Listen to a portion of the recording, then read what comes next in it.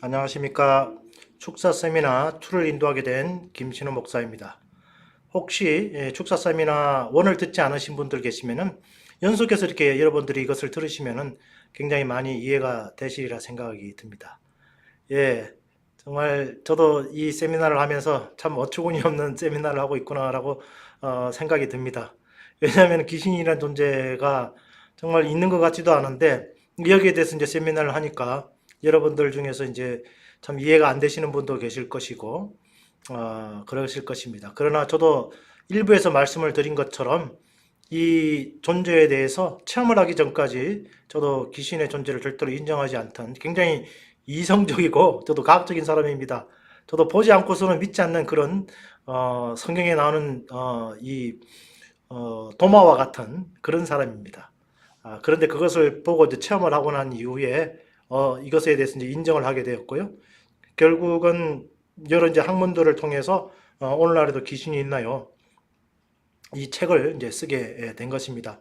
굉장히 오랫동안 이제 연구를 한 결과를 이렇게 이제 출판을 하게 된 것인데 혹시 정말 드물긴 하지만은 귀신에게 괴로움을 당하고 있거나 또 영적인 도움이 필요하신 분들 또 이 책을 사서 보시고 큰 도움 되시기를 바랍니다. 예, 우리가 이제 제1부에서 뭐에 대해서 말씀을 드렸는가 하면은 성경에 나오는 세 가지 영적 존재에 대해서 말씀을 드린 적이 있습니다. 첫 번째 존재가 하나님이십니다. 그리고 두 번째 존재가 천사입니다. 그리고 세 번째 존재가 인간입니다. 어떻게 보면은 이 이제 세 영적 존재는 선한 쪽에 있는 영적 존재라고 할 수 있습니다. 근데 성경은 또 뭐에 대해서도 이야기를 하고 있는가 하면 악한 영적인 존재가 있다라고 우리에게 말을 하고 있습니다. 그래서 이렇게 보면 이제 사탄에 관한 이제 성경 구절들이 생각 이외로 굉장히 성경에 많이 나와 있습니다. 사단이라고도 하고 혹은 마귀라고도 하는 그 존재가 성경에 이렇게 나와 있습니다. 그래서 여기서 이제 보면은 이 사탄 마귀라고도 나오긴 하지만은 또 다른 용어로서 지칭하는 용어로서 공중 건세 잡은 자라는 이제 용어를 표기합니다.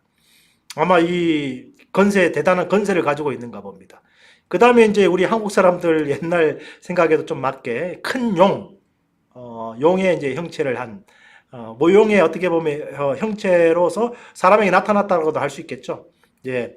혹은 이제 마귀라고도 불리기도 하고요. 옛 뱀, 우리가 이제 창세기 이제 보면은, 이 아담과 하와를 유혹하기 위해서 뱀의 모습으로 이 뱀의 모습을 한 이제 마귀가 나타나는 경우도 있습니다. 그 다음에 이제 천하를 깨는 자 등등으로 이렇게 나오는 것을 볼 수 있습니다. 근데 놀랍게도 예수님께서도 또 성경에서도 많은 구절들이 이 마귀 혹은 사단에 대해서 말하고 있는 것을 볼 수가 있습니다.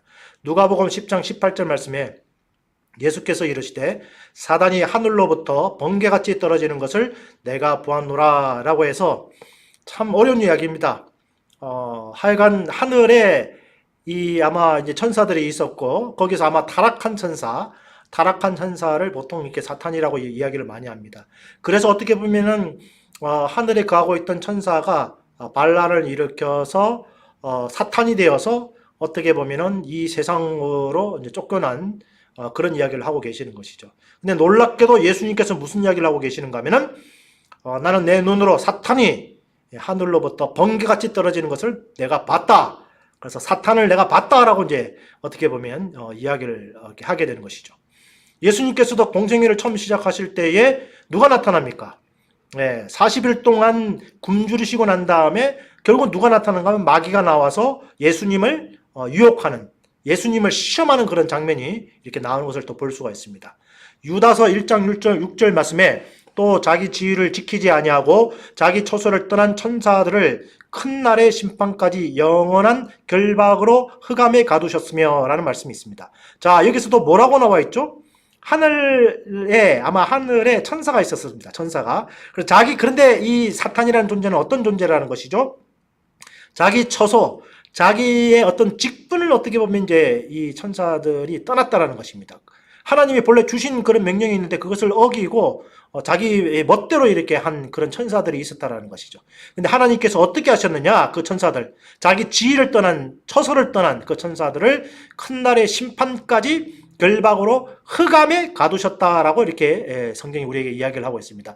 이처럼 성경은 끊임없이 이런 사탄 마귀 존재에 대해서 우리에게 이야기를 하고 있는 것이죠. 심지어는 에베소서 6장 12절 말씀에 우리의 씨름은 혈과 육을 상대하는 것이 아니요 통치자들과 권세들과 이 어둠의 세상 주관자들과 하늘에 있는 악한 영들을 상대함이라 라고 해서 우리가 이제 이 세상에서 전쟁도 있고 여러 가지 나라와 나라 사이의 전쟁, 민족과 민족 사이의 전쟁, 부족과 부족 사이의 전쟁, 심지어는 또 뭐 조폭과 다른 조폭과의 전쟁, 우리 이제 눈을 통해서 이제 그런 전쟁만이 우리가 있는 것으로 이렇게 우리가 생각하고 살고 있지만은 성경은 뭐에 대해서 우리에게 이야기하고 있는가 하면은 이런 악한 영적인 존재들이 있고 그 악한 영적인 존재들과 우리는 영적인 싸움을 하고 있는 것이다 라고 이야기를 하고 있는 것이죠. 이처럼 성경은 굉장히 많은 구절들을 통해서 사탄 마귀가 분명히 존재하는 것에 대해서 우리에게 말을 하고 있는 것입니다, 여러분. 그래서 뭐 여러 가지 많은 성경 구절들을 흔히 우리가 종합을 이렇게 해 봤을 때에 결국은 하늘에 있던 천사들이 하나님께 반란을 일으키게 되고 어떻게 보면 그 쫓겨난 이제 천사들이 어떻게 보면 이 세상에서 이런 어둠의 영이 되어서 사탄 마귀가 되어서 어떻게 보면은 인간들을 괴롭히고 있는 그런 형세라고 우리가 해석을 할 수가 있겠습니다. 그러면서 이 사단의 이제 건세에 대해서 나오는데 어둠의 건세자, 이 세상 임금, 정사와 건세와 이 어둠의 세상 주관자 등등의 여러 가지 이런 성경 구절들이 뭐라고 이야기하고 있는가 하면은 사탄 마귀가 어떻게 보면 이 세상을, 이 어둠의 세계를 지배하고 있다라는 것에 대해서 이야기를 하고 있죠. 그래서 예수님을 유혹하던 40일 금식하신 예수님을 유혹을 할 때에도 내게 엎드려 경배하라. 그러면 내가 이 세상 다스리는 모든 권세를 내게 주겠다라고 이 사탄이 어떻게 보면은 예수님을 유혹을 하게 됩니다. 그처럼 어떻게 보면 사탄 마귀는 그런 일종의 어두움을 지배하는 그런 권세가 아마 있는 것으로 그렇게 우리가 이 구절을 볼 때 추정을 할 수가 있는 것입니다. B를 보면은 이제 사탄의 조직 및 활동이 있습니다. 여러분, 어떤 이제 예를 들어서 나라가 있습니다. 나라가 있으려면은 대통령이 있게 되고 또 이 이제 행정부가 있게 돼 있고 그다음에 입법부인 이제 국회가 있게 되어 있고 그다음에 사법부가 이렇게 이제 존재해서 이제 법원 이렇게 이제 세 가지 어떻게 체계가 있고요. 그다음에 이제 여러 가지 이제 군대 조직도 있고 혹은 여러 가지 이제 도로 이렇게 나눠져 있을 경우에 도지사가 이렇게 있게 돼 있고 시가 있을 경우에는 또 시장이 있게 돼 있고 군수가 있게 돼 있고 면장이 있게 돼 있습니다. 세상에서도 그렇게 어떻게 보면은 조직들이 되어 있는 것이죠. 군대를 가더라도 대장부터 비롯해서 일병까지 이런 계급 체계, 조직 체계가 이렇게 나눠져 있는 것을 우리가 알 수가 있습니다. 여러분 놀랍게도 성경에서도 이 어둠의 악한 영의 세계, 사탄의 세계가 오합지졸이 아니라 생각 이외로 굉장히 많은 그런 조직을 이루고 있는 것을 우리가 이렇게 알 수가 있습니다. 요한계시록 12장 3절에서 4절을 보면은 하늘에 또 다른 이적이 보이니 보라 한 큰 붉은 용이 있어 머리가 7이요 뿔이 10이라 그 여러 머리에 7 왕관이 있는데 그 꼬리가 하늘의 별 3분의 1을 끌어다가 땅에 던지더라 이런 말씀이 있습니다. 여러분 참 요한계시록은 굉장히 난해한 그런 이제 성경 중에 이제 하나입니다. 근데 많은 이제 신학자들이나 목사님들이 이 성경 구절을 이렇게 보면서 하늘의 별 3분의 1을 끌어다가 땅에 던지더라 이 말에 이제 근거를 해서 천사 중에 한 3분의 1 정도가 최고 권세자인 어둠의 영인 마귀를 따라서 어떻게 보면 이 세상에 쫓겨난 게 아닌가 하고 그렇게 이제 보통 그렇게 해석을 많이 합니다. 그래서 이제 어떻게 보면 우리 거짓 선지자의 영, 적그리스도의 영, 이단의 영, 그래서 여러 가지 어둠의 영들에도 여러 가지 이름이 있는 것을 우리가 이렇게 알 수가 있습니다. 그것을 우리가 통해서 봤을 때에 우리가 한 나라도 이렇게 엄격한 체계가 있는데 어떻게 보면 이 어둠의 세계조차도 굉장히 엄격한 그런 체계를 아마 이루고 있지 않는가 눈에 보이지 않지만은 정말 허무맹랑한 그런 이야기일 수도 있겠지만은 그러나 분명히 이제 사탄은 나름대로의 조직을 이루고 있고 또 그 조직 내에서 활동을 하고 있다라는 사실을 우리가 이렇게 이제 알 수 있게 됩니다. 자, 그리고 이제 이 지역신에 관한 이야기 참 굉장히 어려운 그런 이제 주제일 수도 있겠는데요. 우리가 이제 여기 보면 이제 일본에 600만 명의 신이 있다라고 합니다. 그래서 이제 세계 굉장히 이제 어떻게 보면 일본이란 나라는 한국보다도 먼저 선교사들이 가서 복음을 전한 그런 나라입니다. 그런데 오늘날까지도 선교하기가 제일 힘든 나라 중에 한 나라라고 그러죠. 왜 그럴까요? 예, 일본에는 약 600만 명의 신, 뭐 저는 세보지를 않았어요. 뭐 저도 뭐 여기에 대해서는 알지를 못합니다. 그러나 그만큼 많은 신들, 옛날부터 섬기던 그런 신들이 워낙에 강하게 자리 잡고 있기 때문에 이제 이런 일들이 있는 게 아닌가 하는 생각이 듭니다. 한 번은 제가 이제 조영기 목사님 책을 한번 읽어봤더니요. 조영기 목사님이 일본에 이제 선교를 가셨습니다. 선교를 가셔서 하루 전날에 가셔서 이렇게 호텔에서 자고 있는데 이제 저녁에 이제 자려고 누웠답니다. 누웠는데 갑자기 온 방이 너무 이렇게 춥더라는 거예요. 아니 그래서 무슨 호텔이 이렇게 춥나 해가지고 가가지고 온도계를 갖다가 이렇게 했더니 아니 정상적인 온도 70 몇 도를 이렇게 18도 내지 한 22도 사이겠죠. 그 사이로 이제 잘 맞춰놨는데도 그렇게 춥더라는 겁니다. 그래서 이상하다. 왜 이렇게 방이 추울까 하고 이제 다시 자려고 하면서 봤더니 갑자기 눈이 시퍼런 먼 시커먼 존재가 이제 목사님 앞에 나타났다는 것이죠. 너무 놀라서 근데 그 귀신이 그렇게 이야기하더랍니다. 나는 일본을 지배하고 있는 신이다. 네가 이 자리를 떠나라. 떠나지 않으면 넌 죽는다. 라고 이제 협박을 하더랍니다. 참 믿거나 말거나 하는 그런 이야기일 수도 있는데요. 이렇게 간혹 가다가 여러 경험을 통해서 아까 귀신의 여러 가지 조직 체계가 있다라고 말씀을 드렸습니다. 그래서 각 나라를 지배하는 그런 영들이 분명히 존재하는 게 아닌가. 우리 이제 이 초대교회를 이렇게 볼 때에 아타나시우스의 스승님이었던 안톤이라는 수도성이 있었습니다. 그 수도성이 어디에 가서 이제 수도 생활을 시작하는가 하면은 이집트 북아프리카 쪽에 있는 이집트 사막에 가서 이렇게 수도 생활을 합니다. 근데 거기서 이제 금식 기도를 하면서 계속해서 몇 년을 거기 이제 거하고 있는 거예요. 그랬더니 갑자기 한밤에 여러 악한 영들이 이렇게 나타나서 우리는 이 지역을 통치하고 있는 신이다. 이 지역을 떠나거라 하고 이제 와서 협박을 하더랍니다. 그런데 이제 우리 이제 안토니오 이 수도사가 아주 담대하게 그들을 이제 받아친 것이죠. 그랬더니 나중에 다시 한번 또 찾아왔더랍니다. 그래서 네가 기도하는 소리가 너무 시끄럽고 우리가 여기 견딜 수가 없어서 어쩔 수 없이 우리가 이 사막을 떠난다라고 통분하는 그런 간증 비슷한 그런 이야기가 이렇게 나와 있습니다. 이처럼 간혹 이렇게 어떻게 보면 지역 신들이 존재할 수 있다라고 이야기할 수 있는 것이죠. 그러나 여러분 걱정하지 마십시오. 뒤번을 보면은 사탄에게 종말이 있습니다. 예, 악한 영들은 결국은 하나님께서 예수님께서 다시 이 세상에 오실 때에 심판을 받게 되어 있고 심판의 결과 이제 불지옥으로 가게 되어 있다라는 그런 성경 구절이 있습니다. 요한계시록 12장 12절 말씀에 마귀가 자기의 때가 얼마 남지 않은 줄을 알므로 크게 분내어 너희에게 내려갔습니다. 그래서 이 마귀조차도 자기 시간이 얼마 남지 않은 것을 이렇게 안다라는 것입니다. 또 다른 요한계시록 말씀에 보면은 20장 말씀에 하늘에서 불이 내려와 그들을 태워버리고 또 그들을 미혹하는 마귀가 불과 유황못에 던져지니 거기는 그 짐승과 거짓 선지자들도 있어 세세토록 밤낮 괴로움을 받으리라 라는 말씀이 있습니다. 이처럼 마지막 심판 때가 이렇게 되게 되면 마귀가 어떻게 된다고요? 불과 유황못에 던져지게 되어 있다라고 이렇게 성경은 우리에게 이야기를 하고 있습니다. 그렇기 때문에 이 사단의 건세가 결국은 언젠가는 심판을 받게 되어 있고 불지옥에 던져질 것에 대해서 그들의 운명 자체는 굉장히 비극적인 것이고 이것이야말로 그들의 종말이라고 이야기할 수 있습니다. 그렇기 때문에 우리가 너무 이 마귀의 존재에 대해서 겁내할 것이 없는 것입니다. 마귀라는 존재는 결국은 예수님께서 다시 이 세상에 오실 때에 심판을 받게 되어 있고 불지옥에 가는 아주 하찮은 그런 존재에 어떻게 보면은 불과하다라고 이야기를 할 수가 있는 것입니다. 자, 여러분. 그런데 이제 이 성경에서는 이 사탄 마귀에 관한 그런 이야기들도 굉장히 많이 나오는데 또 무슨 단어가 특별히 많이 나오는가 하면 귀신이라는 단어가 굉장히 성경에 많이 나옵니다. 여러분 성경 잡는 프로그램 그런데 한번 들어가셔서 귀신이라고 한번 쳐보십시오. 아마 성경 구절이 아마 수백 구절이 나올 겁니다. 귀신이라는 단어가. 그만큼 성경은 귀신에 관한 이야기를 굉장히 많이 하고 있는 것이죠. 그런데 이 귀신의 정체에 대해서 제가 한번 이렇게 역사적으로 한번 조사를 해봤더니 귀신이 과연 그럼 무엇인가? 라고 이제 했을 때에 크게 네 가지로 이렇게 분류되는 것이 있는 것을 발견하고 여러분들이 그것을 말씀드리고자 합니다. 첫 번째, 귀신이 바로 뭐냐? 바로 첫 번째가 뭐냐면은 타락한 천사이다라고 이야기하는 것입니다.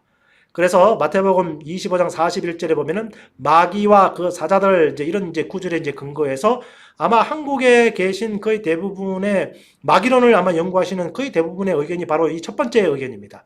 그래서 귀신이 뭐냐? 타락한 천사, 아까 이 사탄 마귀가 하늘에서 쫓겨날 때에 3분의 1이 되는 천사도 같이 따라왔다라고 제가 말씀을 드렸죠. 그래서 그 따라온 3분의 1의 천사가 귀신이다. 보통 그렇게 이제 한국 교회에서 그렇게 이야기를 많이 하고 있습니다.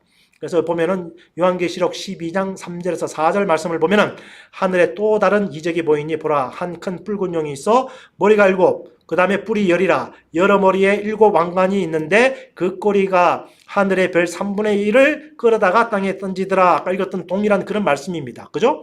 그래서 이 말씀에 보통 근거해서 이 사단 마귀를 따라 나섰던 그 3분의 1 정도 되는 천사가 타락한 것이 그것이 바로 귀신이지 않느냐. 그렇게 해서 이렇게 이 의견이 한국에서 굉장히 대세를 어떻게 보면 이루고 있다라고 이야기할 수 있습니다. 근데 두 번째로 또 우리가 한번 그래도 생각을 해볼 수 있는 요소가 바로 무엇이냐면은 귀신이 과연 무엇이냐, 귀신의 정체가 무엇이냐. 그래서 불신자의 사회의 영이다. 믿지 않는 사람들이 죽어서 귀신 되는 게 아닌가라는 그런 부분도 어떻게 보면 성경에 나온다라고 이야기할 수 있습니다. 그래서 시편 106편 28절에서 29절 말씀을 보면 그들이 또 부올의 바알과 연합하여 죽은 자에게 제사한 음식을 먹어서 그 행위로 주를 경노하게 함으로써 재앙이 그들 중에 크게 유행하였도다라는 말씀이 있습니다. 자, 우리가 이 일부에서 이 이방인이 제사하는 것은 누구에게 하는 것이라고 그랬죠? 이방인이 제사하는 것은 귀신에게 하는 것이다라고 분명히 말씀을 드렸습니다. 근데 여기서 보면은 두 번째 줄에 죽은 자에게 제사한 음식을 먹었다라고 이야기합니다. 여러분, 우리 한국 분들도 거의 대부분 돌아가신 조상들에게 제사를 이렇게 지냅니다. 그죠? 그래서 죽은 자에게 제사한 음식을 먹습니다. 근데 제사는 누구에게 하는 것이라고요? 제사는 귀신에게 하는 것입니다. 그렇기 때문에 이제 이런 구절에 근거해서 죽은 자가 귀신이 아닌가라고도 해석을 할 수 있는 여지가 성경이 이 부분을 열어놓고 있는 것이죠. 이사야서 8장 19절 말씀에 어떤 사람이 너희에게 말하기를 주절거리며 속살거리는 신접한 자와 마술사에게 물으라 하거든 백성이 자기 하나님께 구할 것이 아니냐 산자를 위하여 죽은 자에게 구하겠느냐 하라. 물론 이 구절도 여러 가지 우리가 이제 해석을 할 수 있는 것이죠. 점치는 문제하고 어떻게 보면 관련된 것이죠. 그래서 우리 이제 기독교인이라고 한다면 당연히 누구에게 구해야 됩니까? 하나님께 구해야 되는 것입니다. 그런데 또 다른 형태의 점을 보는 형태가 바로 뭐냐? 산자, 우리는 살아있는 사람이죠. 그런데 누구에게 가서 물어본다고요? 죽은 자에게 가서 점괘를 물어본다는 것이죠. 그건 이것이야말로 어떻게 보면은 이 죽은 자의 영혼이 귀신이다라고 이제 이야기할 수 있는 그런 여지가 있는 구절이라고도 해석을 할 수가 있습니다. 그런데 이제 한국에서 이제 이 부분에 대해서 굉장히 이제 부정적으로 이제 해석을 많이 하고 이것은 꼭 무슨 샤머니즘에 나오는 이게 원한을 품고 죽은 사람의 영이 이제 귀신이다라고 무당들이 그렇게 이야기를 샤머니즘에서 그렇게 이야기를 많이 하기 때문에 그것과 좀 유사성이 있는 것은 이거 좀 너무 샤머니즘적이 아니냐라는 그런 어떻게 보면은 이 비판을 좀 받고 있고요. 첫 번째 아까 이제 타락한 천사들 같은 경우에는 어떤 비판을 받고 있는가 하면은 귀신이 나중에 이제 저희가 공부를 해보면 알겠지만은 귀신이라는 존재가 사람 몸속에 들어옵니다. 근데 우리가 이제 성경을 보면은 이 천사가 사람 몸속에 들어올 수 없다라고 얘기합니다. 천사는 절대로 사람 몸속에 들어오지 못하고 손을 잡거나 깨우거나 두드려서 이제 깨우는 그런 존재이지 그래서 천사가 사람 몸속에 과연 들어올 수 있는가? 또 그런 어떻게 보면은 약점이 이 타락한 천사 부분에 있다라고 이야기할 수 있고 두 번째 의견인 불신자의 사회형이라는 부분은 너무 이 샤머니즘하고 흡사한 부분이 있기 때문에 굉장히 또 위험하다라고도 한국교회에서 그렇게 또 해석을 이렇게 하기도 합니다. 이 두 가지는 한국교회에서도 많이 알려진 데 반해서 지금 나오는 이 세 번째, 네 번째는 거의 한국교회가 소개하지 않고 있는 그런 인원인데 제가 찾아보니까 이제 미국 교회라든지 유럽 교회에서는 3번과 4번을 또 주장하는 학자들도 꽤 됩니다. 3번을 보면은 아담 이전 사람들의 영혼이다라고 이야기합니다. 그래서 이제 뭐라고 이제 해석을 하는가 하면은 아담과 하와가 존재하기 이전부터 많은 사람들이 이제 살았는데 하나 드디어 그 모든 사람들이 이제 다 죽게 됐는데 그 죽은 것들이 결국은 귀신이 된 것이다. 그래서 이제 어떻게 보면 그렇게 이제 보통 이렇게 해석을 합니다. 근데 제가 아무리 이렇게 성경 구절을 찾아봐도 이게 과연 납득이 될 만한 의견인지 그런데 생각보다도 몇몇의 유명한 학자들이 또 이 의견을 이렇게 지지를 합니다. 예. 네 번째를 또 보면은 뭐라고도 이제 어떤 분들은 이제 주장을 하시는가 하면은 천사와 사람 사이에서 태어난 그 자손들의 영혼이 나중에 죽어서 귀신이 되었다라는 겁니다. 자, 이것도 정말 굉장히 해석하기 힘든 그런 구절 중에 하나인데요. 창세기 6장 2절 말씀에 하나님의 아들들이 사람의 딸들의 아름다움을 보고 자기들이 좋아하는 모든 여자를 아내로 삼는지라. 그래서 참 해석하기 어려운 부분입니다. 하나님의 아들들이 과연 누구일까요? 예, 그 어떤 분들은 이 4번을 주장하시는 분들은 하나님의 아들을 누구로 보는가 하면 천사라고 보는 거예요. 천사라고 보고 천사가 사람의 딸들, 사람을 보니까 예쁜 거예요. 그래서 천사와 어떻게 보면 사람이 만나서 결혼을 해가지고 자식을 낳게 됐는데 그 자식이 나중에 죽고 나서 이제 귀신이 되었다라는 그런 이제 의견이기도 합니다. 근데 제가 이제 이것은 별로 납득이 된다고 생각이 되지 않습니다. 왜 그러냐면 마태복음 22장 30절을 말씀해 보면은 부활 때에는 장가도 아니가고 시집도 아니가고 하늘에 있는 천사들과 같으니라라고 해서 천사들은 어떤 이제 존재들이냐면은 장가도 아니가고 시집도 아니가는 그런 존재라는 것이죠. 그래서 천사들은 이제 독신으로 지내는 그런 존재라는 것이죠. 천사가 뭐가 아쉬워서 사람과 결혼을 해서 아이를 낳겠습니까?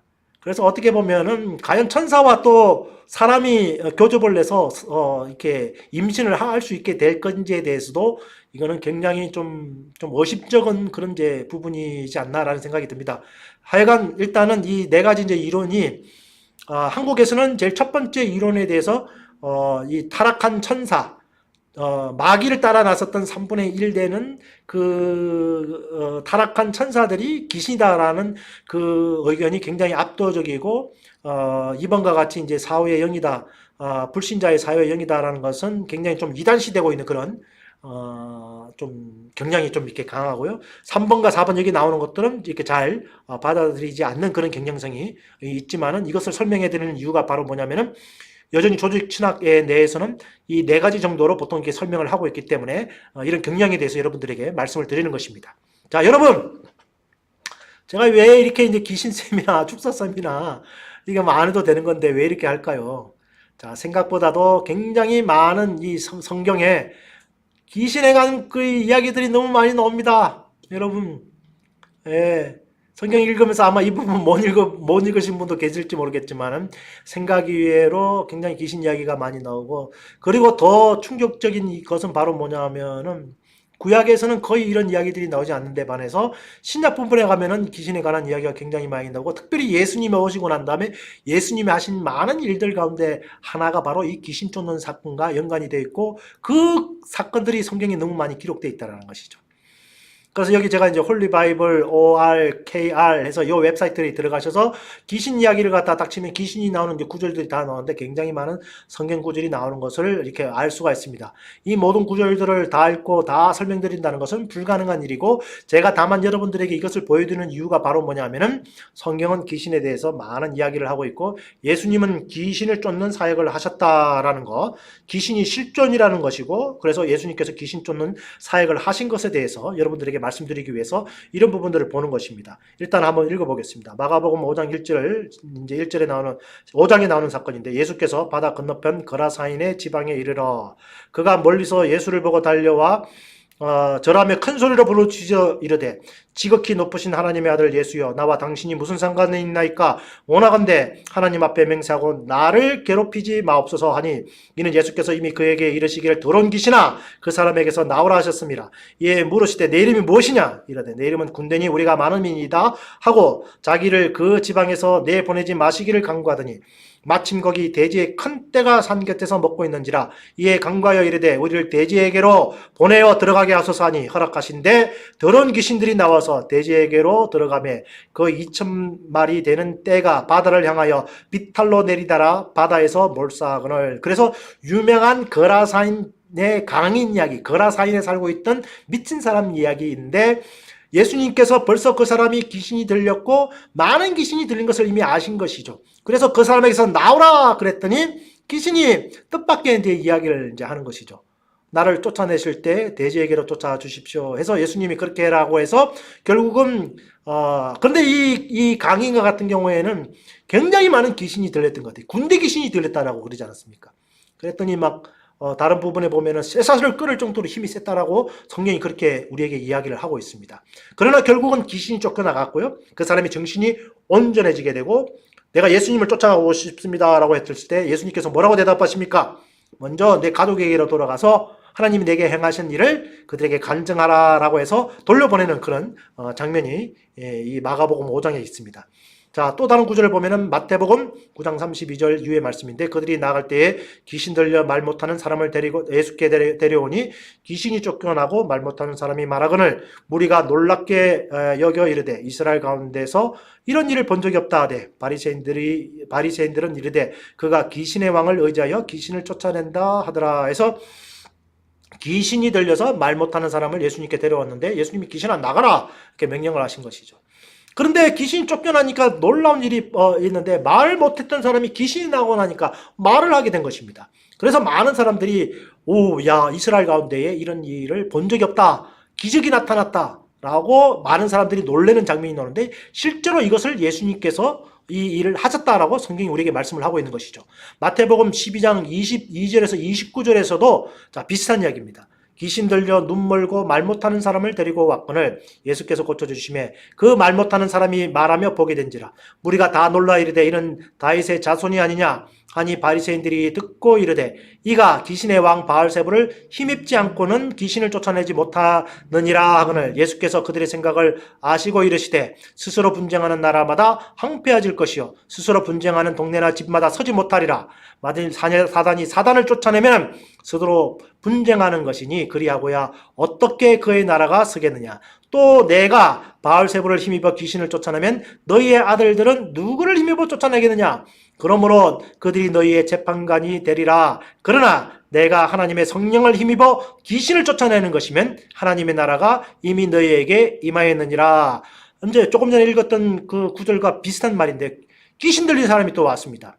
그랬더니 예수님께서 그 귀신을 쫓아내셨어요. 그래가지고 귀신 쫓겨나니까 눈도 멀고 말 못하는 사람이 보게 되고 말을 하게 된 것입니다. 그래서 우리가 이 현상을 보게 되면 두 가지 파로서 나눠지게 되는 것을 볼 수 있죠. 순수하게 그것을 있는 그대로 받아들이는 것 같은 경우에는 놀랍다 라고 받아들이는 것이죠. 다윈의 자손이기 때문에 일을 하는 것이 아니냐 선지자가 아니냐 하고 해서 예수님을 긍정적으로 해석하는 그런 부류가 있는 반면에 이 장면을 봤음에도 불구하고 부정적으로 바리새인들처럼 귀신이 들려가지고 쫓아낸 거다 하고 비판하는 두 그룹으로 이렇게 나눠지는 것을 볼 수 있습니다. 어떻게 보면 오늘날 한국 교회에서도 어떻게 보면 귀신 쫓아내는 사역, 축사 사역에 대해서 긍정적으로 생각하는 그런 그룹이 있는 반면에 바리새인들처럼 그런 일들을 하는 교회를 색안경을 끼고 굉장히 부정적으로 보는 그런 교회가 있는 것을 알 수가 있습니다. 그런데 그게 비단 오늘날만한 일이 아니라 예수님 시대에서도 동일한 것을 보고도 그렇게 두 가지의 의견으로 갈라지는 것을 볼 수가 있습니다. 그렇지만은 예수님이 분명히 말씀하십니다. 내가 하나님의 성령을 힘입어 귀신을 쫓아내는 것이면 하나님의 나라가 너희에게 임하였느니라 라고 해서 내가 귀신을 쫓아내는 것은 귀신 들려서 귀신을 쫓아내는 것이 아니라 성령을 힘입어서 귀신을 쫓아내는 것이고 귀신이 쫓겨나는 그곳에 바로 하나님의 나라가 임한 것이다 라고 해서 이 귀신 쫓는 사역이야말로 하나님의 나라가 이 땅에 이루어지는 사역 중에 하나인 것을 예수님께서 설명을 하시게 됩니다. 자, 또 마태복음 15장 또 다른 말씀인데요. 가나안 여자 하나가 그 지경에 나와서 소리질러 이르되 주 다윗의 자손이여 나를 불쌍히 여기소서 내 딸이 흉악하게 귀신 들렸나이다 하되 예수는 한 말씀도 대답하지 아니하시니 제자들이 와서 청하여 말하되 그 여자가 우리 뒤에서 소리를 지르오니 그를 보내소서. 예수께서 대답하여 이르시되 나는 이스라엘 집에 잃어버린 양 외에는 다른 데로 보내심을 받지 아니하였노라 하시니 여자가 와서 예수께 절하며 이르되 주여 저를 도우소서. 대답하여 이르시되 자네 떡을 취하여 개들에게 던짐이 마땅하지 아니하니라. 여자가 이르되 주여 올소이다마는 개들도 제 주인의 상에서 떨어지는 부스러기를 먹나이다 하니 이에 예수께서 대답하여 이르시되 여자여 내 믿음이 크도다 내 소원대로 되리라 하시니 그때로부터 그의 딸이 나으니라. 그래서 참 이 이야기도 유명한 이야기죠. 흉악한 귀신 들린 수로보니게 이방족 속의 여인이 예수님 앞에 와서 귀신 쫓아달라고 했을 때에 예수님이 그 믿음을 시험하시는 것이죠. 그래서 떡을 취하여서 어떻게 보면 약간 이방인들을 이제 계책을 냈기 때문에 당시에 예수님이 그가 개이기 때문에 이렇게 말씀하신 게 아니고 시험을 하시는 것이죠. 그래서 걔들에게 던짐이 마땅하지 않다라고 했는데 이 여인이 나를 욕했어? 어떻게 나를 이렇게 모독할 수 있어라고 했더라면은 아마 귀신 쫓김을 받지를 못했을 것입니다. 그런데 아주 지혜롭게 대답을 하죠. 그래서 걔들도 제 주인의 상에서 떨어지는 부수기를 먹습니다. 라고 해서 예수님이 결국은 그 여자를 칭찬하십니다. 믿음이 참 크구나. 그렇게 해서 결국은 그 딸의 수로보르기의 여인의 딸이 귀신이 들렸는데 엄마가 대신 와서 강구를 했는데 딸이 이제 귀신이 나가는 역사가 나타나게 되는 것입니다. 정말 너무 많네요. 저도 읽다가 보니까 이게 너무 많아가지고 이걸 어떻게 여러분들 앞에 다 해야 될지. 자, 하나만 더 해보겠습니다. 마가복음 1장 21절에서 27절 말씀에 예수께서 곧 안식일에 해당에 들어가 가르치심에 뭇사람이 그의 교훈에 놀라니 이는 그가 가르치시는 것이 권위 있는 자와 같고 서기관들과 같지 아니하밀려라. 마침 그들의 해당에 더러운 귀신 들린 사람이 있어 소리질러 이르되 나사렛 예수여 우리가 당신과 무슨 상관이 있나이까 우리를 멸하러 왔나이까 나는 당신이 누군지 아노니 하나님의 거룩한 자니이다. 예수께서 꾸짖어 이르시되 잠잠하고 그 사람에게서 나오라 하시니 더러운 귀신이 그 사람에게 격렬을 일으키고 큰 소리를 지르며 나오는지라. 다 놀라 서로 물어 이르되 이는 어찌미뇨 권위 있는 새 교훈이로다. 더러운 귀신들에게 명한즉 순종하는도다 하더라. 이 이제 마가복음과 같은 경우에는 우리가 이제 흔히 말할 때에 사복음서 중에 이제 하나죠, 물론. 그래서 이방인들, 특별히 믿지 않는 로마인들을 상대로 해서 이것이 쓰였다라고 이제 보통 그렇게 학자들이 이야기를 합니다. 그래서 이제 이 이방인들에게 예를 들어서 예수 그리스도의 족보에 대해서 이야기를 하게 되면은 그 사람들이 이것을 이해를 하지 못하는 것이죠. 그렇기 때문에 이 마가복음과 같은 경우에 1장부터 예수님께서 능력을 행하시는 그런 장면들이 많이 나옵니다. 근데 여기서도 예수님이 이제 해당에 들어가시고 말씀을 선포하는 가운데 귀신이 들어가게 되고 귀신을 이제 쫓아내시는 거예요. 귀신이 귀신같이 예수님이 누군지를 압니다. 다른 유대인들, 해당에 있던 유대인들은 예수님이 누군지를 몰랐어요. 그죠? 그런데 그 숱한 사람들 중에서 예수님이 하나님의 아들이라고 제대로 읽은 사람이 아무도 없는 거예요. 그런데 귀신은 그 예수님이 누군지를 아는 것입니다. 그래서 예수님의 정체를 이제 말하니까 예수님이 잠잠하고 그 사람에게서 나오라 했더니 이제 귀신이 쫓겨나니까 많은 사람들이 놀라는 겁니다. 야, 정말 대단하다. 야, 귀신을 쫓아내는 경우가 거의 없는데 새로운 그런 건세를 가진 자가 왔더니 귀신 쫓겨나는구나 해서 예수님에 대한 이렇게 이제 긍정적인 평가들이 성경에 나오는 것을 볼 수 있습니다. 여러분, 이 외에도 제가 다 더 찾아서 읽을 수도 있지만은 너무 많아서 다 읽을 수가 없습니다. 그런데 몇 가지 이렇게 예를 보여드리는 것은 성경의 상상외로 예수님께서 많은 귀신들을 다루셨고 귀신을 쫓아내신 것들이 성경에 기록되어 있기 때문에 그것을 여러분들에게 알려드리기 위해서 함께 읽어본 것입니다. 자, 이처럼 예수님은 예수님의 정체가 무엇인지를 알았습니다. 심지어는 12제자들 같은 경우에도 예수님을 3년 동안 따라다녔지만 예수님이 누군지를 알지 못했습니다. 예수님이 십자가에 달려서 돌아가시니까 다들 뭐라고 그럽니까? 아이고, 모든 게 끝났다. 우리도 그냥 옛날 직업으로 돌아가자. 물고기나 잡으러 돌아가자. 예수님이 돌아가셨는데 아무도 예수님이 누군지를 알지 못하니까 예수님을 버리고 다 옛날 직업으로 돌아가려고 했던 것입니다. 근데 놀라운 것은요, 영은 영끼리 알아본다는 말이 있습니다. 그런데 정말 중요한 것은 이 귀신은 예수님을 보는 순간에 예수님이 누군지를 알아채는 겁니다. 그리고 예수님은 이 세상에 오신 여러 가지 목적이 계시는데 그 중에 하나가 바로 뭐냐면은 마귀를 멸하러 이 세상에 오신 것입니다. 요한일서 3장 8절 말씀에 죄를 짓는 자는 마귀에게 속하나니 마귀는 처음부터 범죄함이라. 하나님의 아들이 나타나신 것은 마귀의 일을 멸하러 하심이라. 그렇기 때문에 앞에서 제가 읽어드렸던 여러 가지 성경의 그런 구절들이 나오게 되는데 이 구절들이 다 무슨 구절입니까?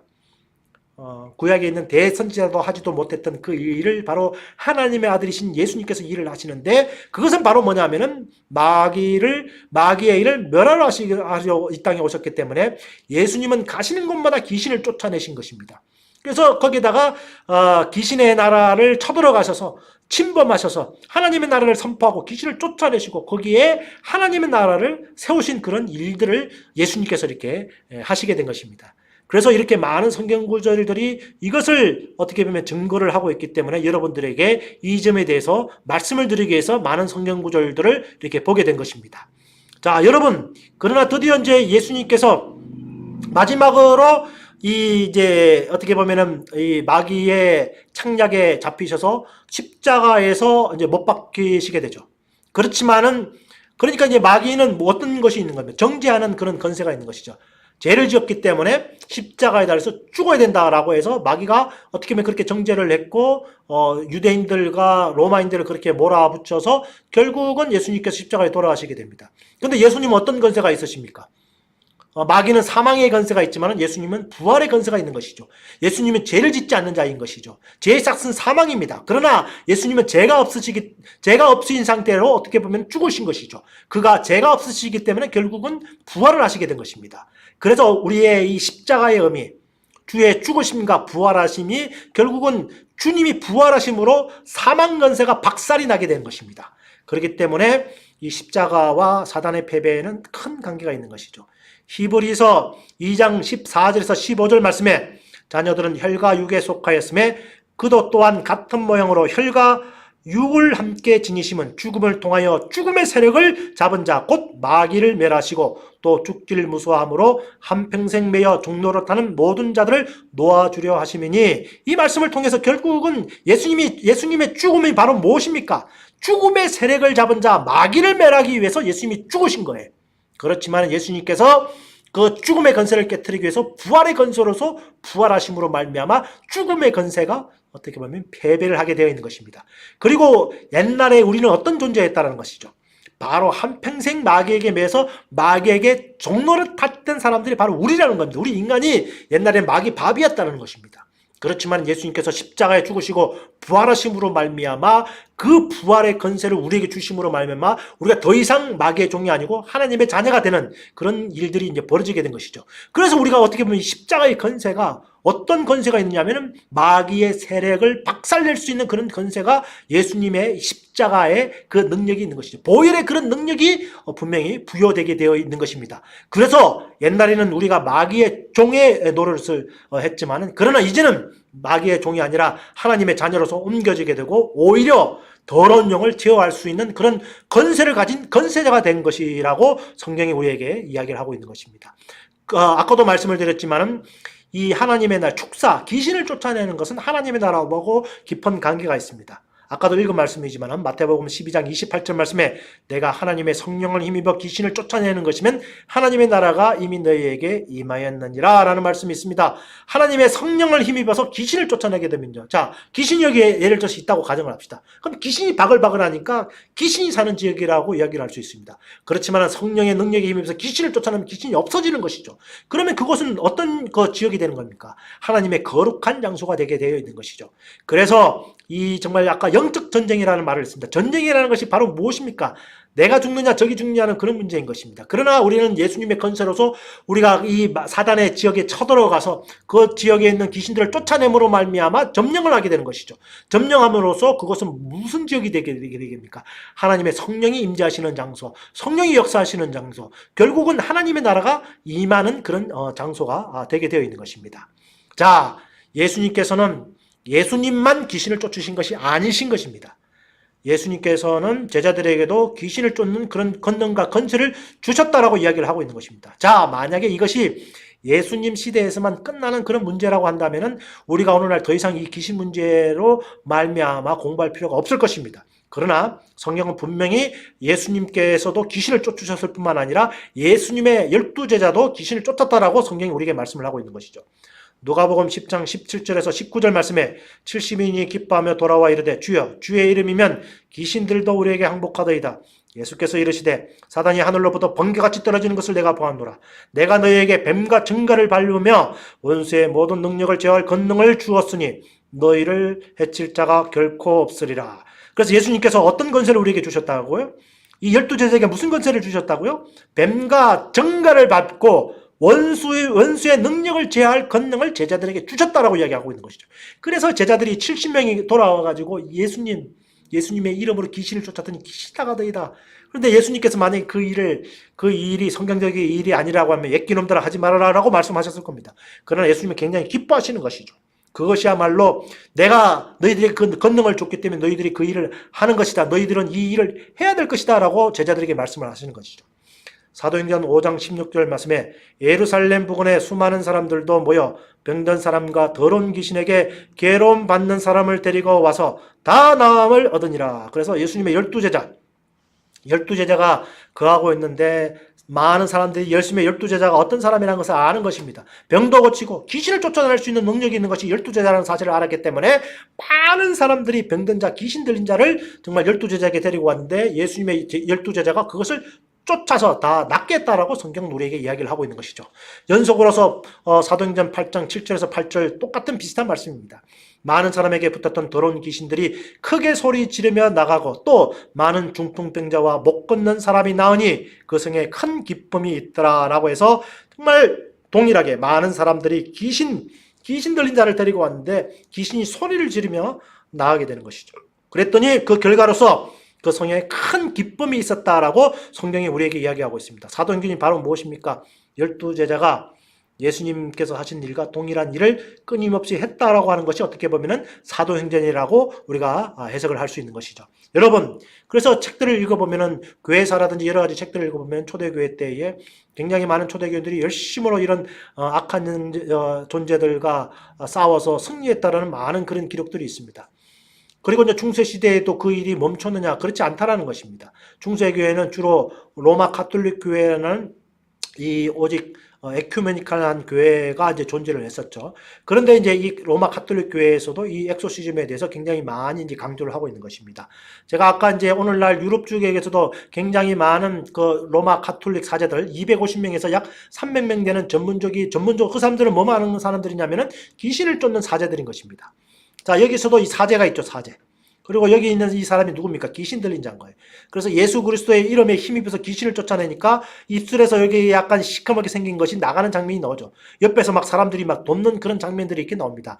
이것이 석판으로 이렇게 그려질 정도로 중세시대 때에도 이 귀신 쫓는 축사 사역이 굉장히 활발했음을 보여주는 그런 그림 중에 하나이기 때문에 이것을 여러분들에게 이제 보여드리는 것입니다. 자, 이 역사에 대해서, 귀신 쫓는 역사에 대해서 또 말을 하자면요. 이것은 또 다른 하나의 긴 강의가 될 수가 있습니다. 그래서 이 부분에 대해서 여러분들에게 다 말씀을 또 드리지 못합니다.